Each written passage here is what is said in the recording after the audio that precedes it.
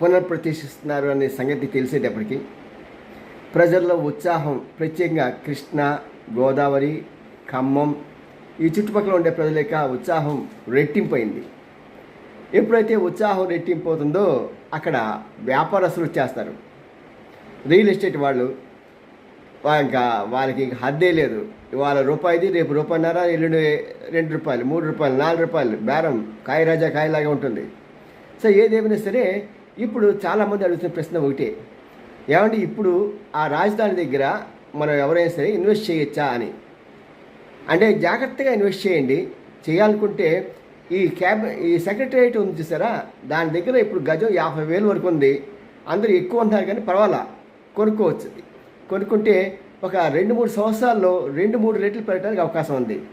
అలాగే ఎక్కడైనా సరే కొద్దిగా ఒక 5-6 కిలోమీటర్ రేడియస్లో ఎకరం పొలం దొరికితే కొనుక్కోవచ్చు.